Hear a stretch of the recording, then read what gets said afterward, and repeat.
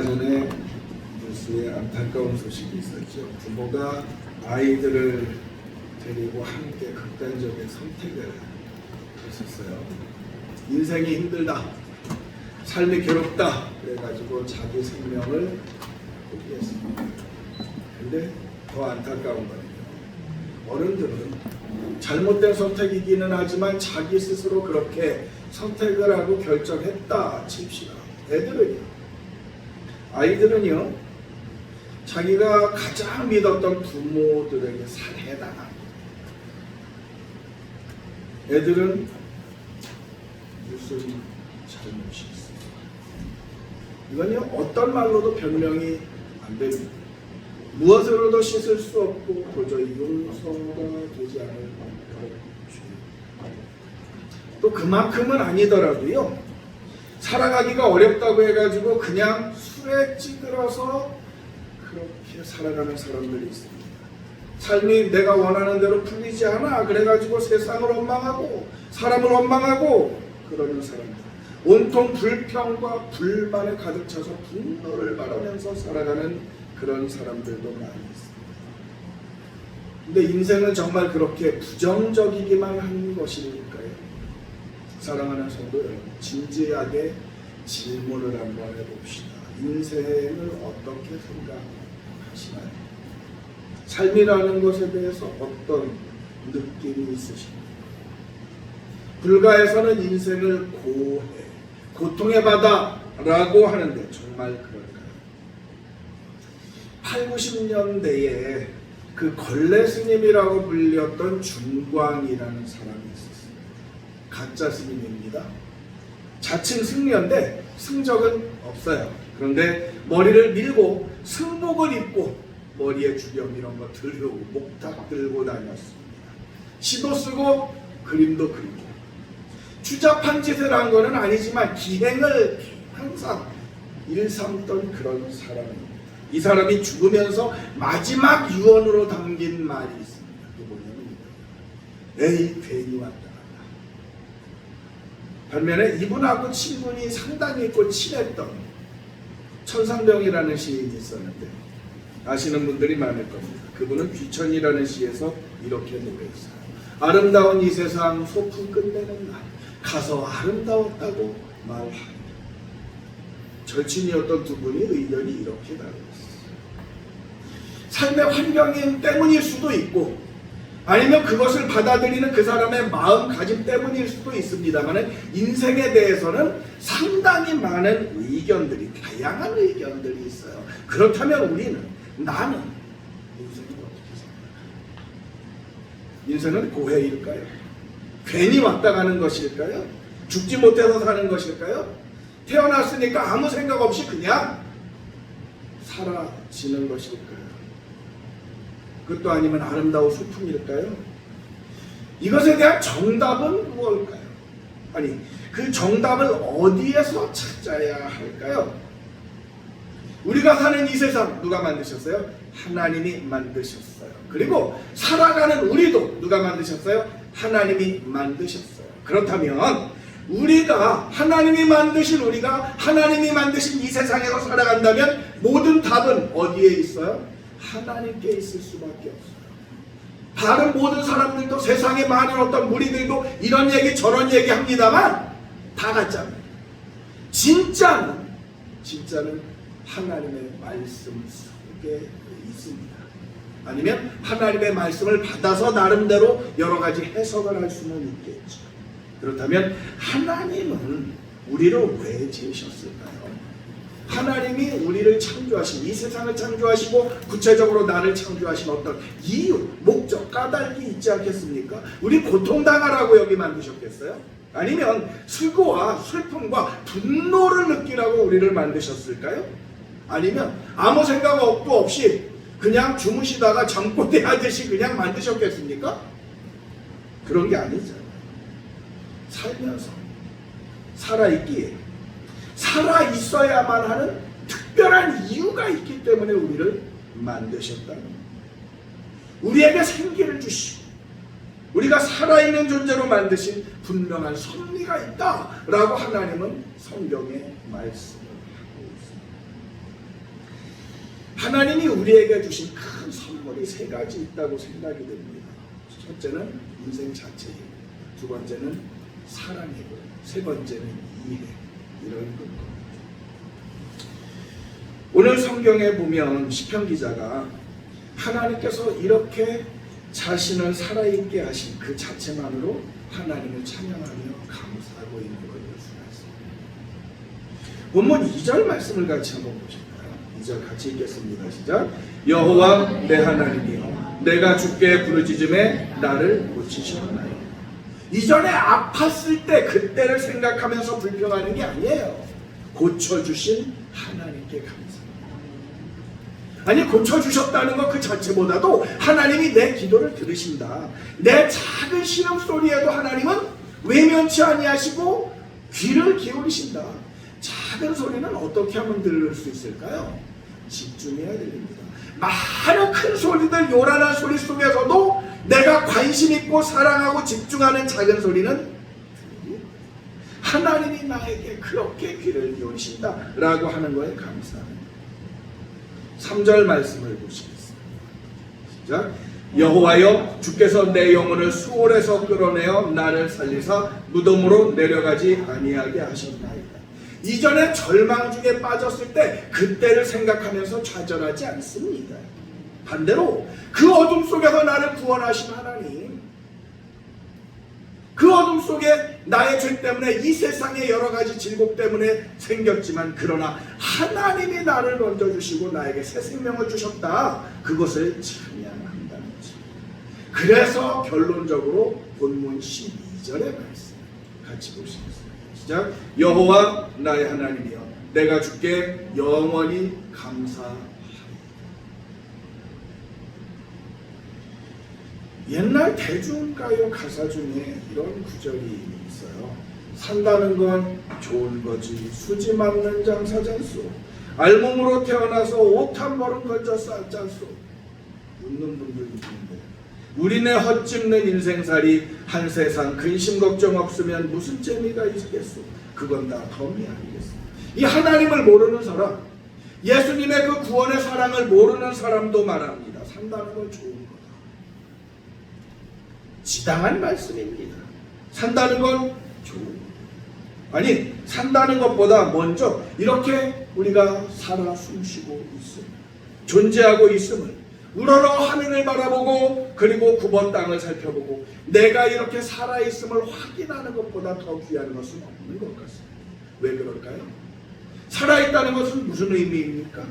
하나님께서 나를 신묘막측하신 솜씨로 만드시고 당신의 생기를 손수 나에게 전해주시고 그렇게 살아있는 존재가 되게 하셨다라고 하는 것, 여기에는 무슨 의미가 있습니까?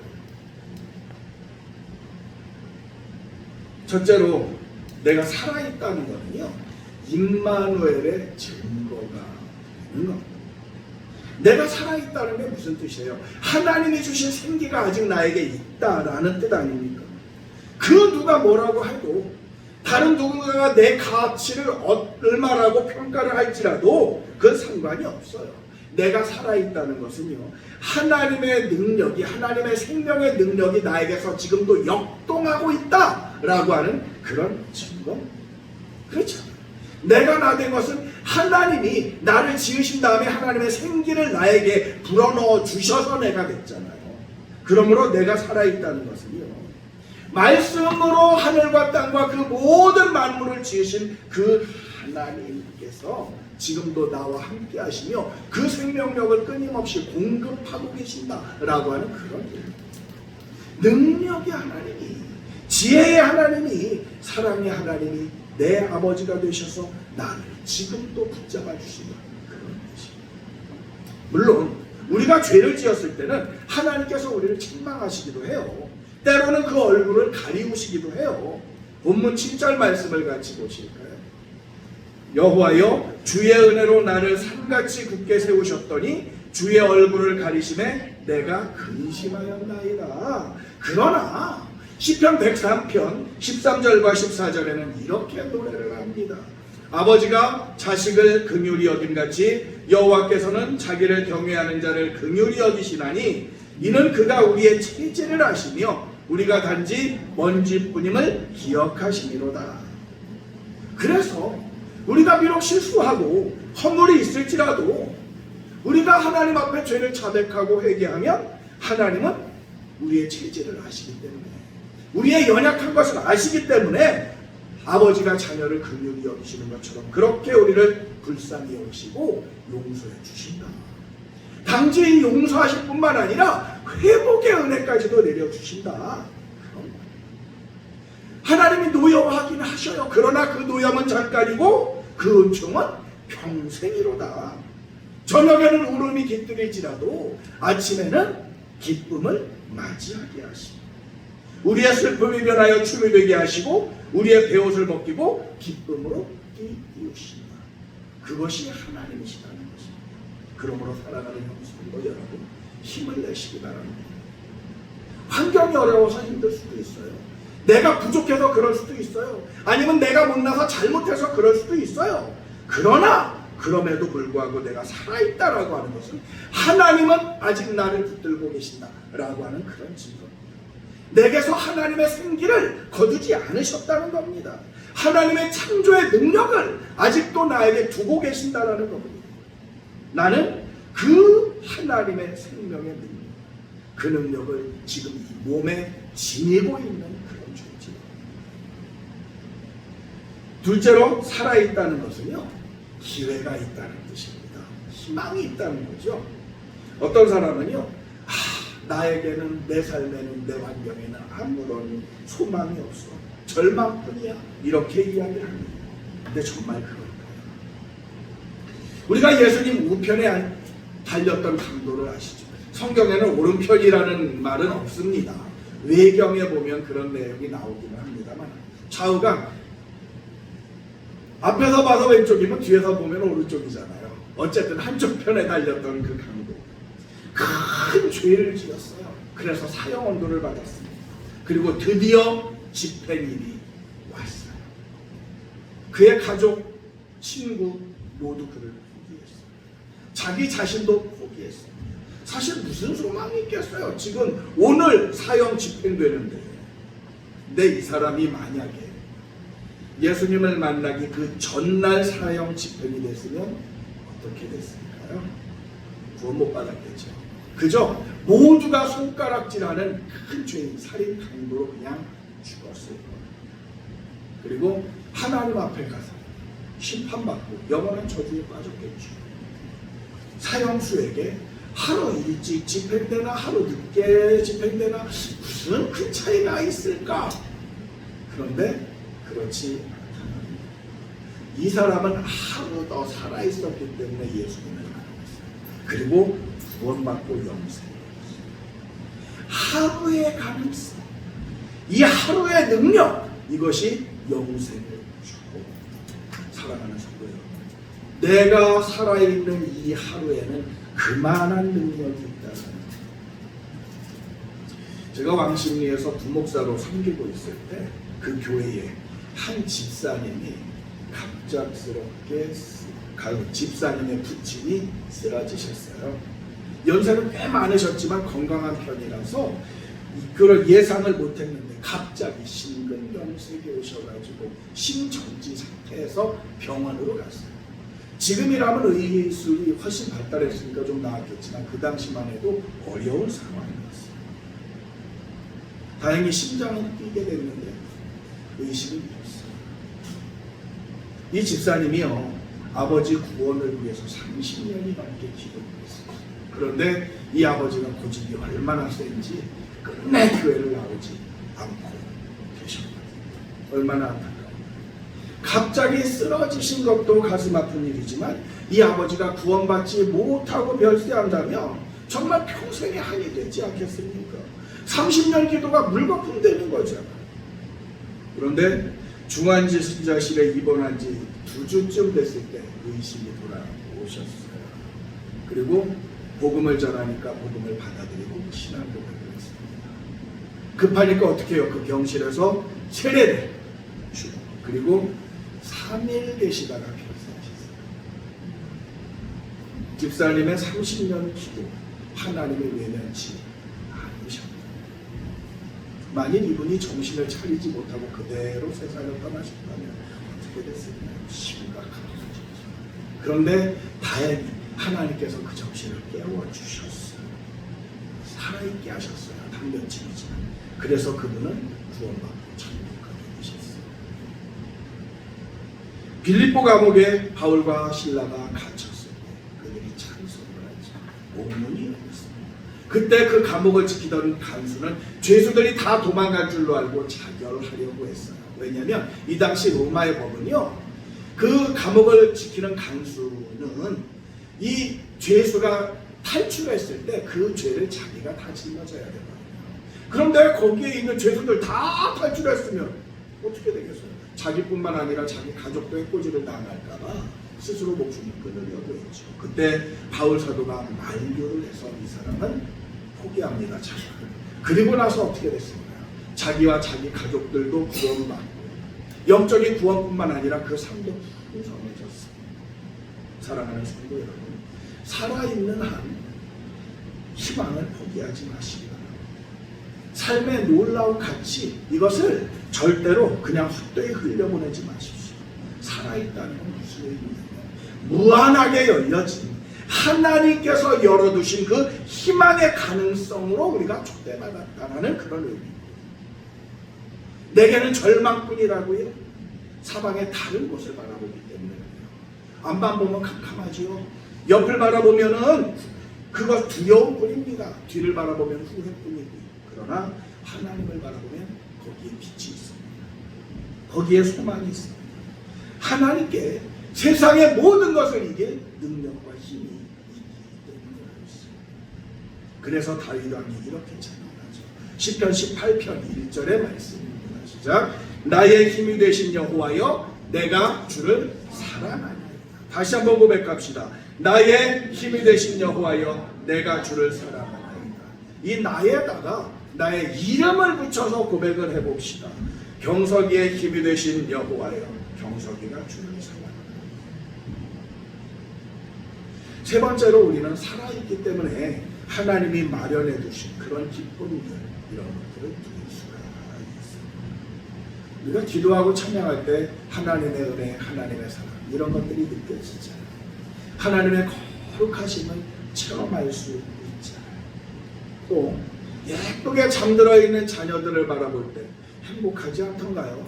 지금은 커가지고 말 안 들으면 가끔가다 괘씸하기는 하지만 사랑하는 사람과 함께 있을 때 또 행복하지 않던가요? 또 나에게가 귀하게 여기는 그 사람이 나한테 자그마한 선물이라도 하나 한다면 얼마나 좋던가요? 아름다운 산과 나무, 바다, 파릇하게 돋아나는 새싹, 시와 노래, 맛있는 음식과 차 한 잔의 따스함, 이 모든 것이 우리가 살아있기 때문에 누릴 수 있는, 하나님은 우리에게 살아가면서 이 모든 좋은 것들 많이 누리라고 그렇게 말씀하십니다. 또 우리는 살아있기 때문에 성장도 합니다.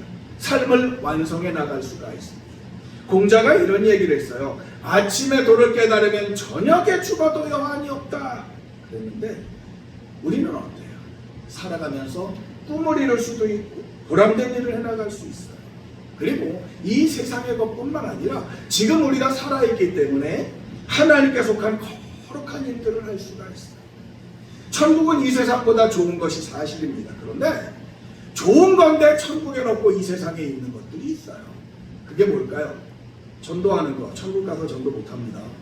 그렇죠? 선교하는 것도 그래요. 어려운 사람들 도와주는 것도 그래요. 천국에는 어려운 사람 도울 사람이 없잖아요. 하나님께 속한 거룩하고 아름답고 좋은 것들인데 이 세상에서만 살아있기 때문에만 할 수 있는 것들이 있습니다. 하나님은 우리에게 살아있는 동안 이 모든 것을 풍성하게 넉넉히 누리라고 하십니다. 그리고 그렇게 될 수 있도록 하나님이 함께 계시고 도와주신다고 약속도 하십니다.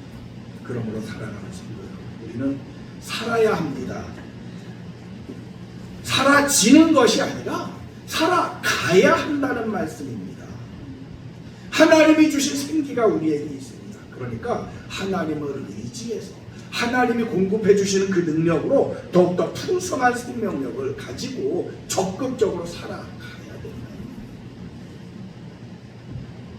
사랑하는 성도, 다시 한번 말씀드립니다. 우리가 살아서 살아있음을 누리십시오. 살아있음으로 하나님의 축복을 누리고, 살아있음으로 하나님의 사랑을 누리고 하나님의 권능을 누립시다. 그리고 하나님이 주신 이 삶을 감사하고 하나님께 영광 돌리는 우리가 될 수 있기를 바랍니다. 우리 함께 찬양합시다. 전능하신 주 하나님은 능치 못하실 일이 전혀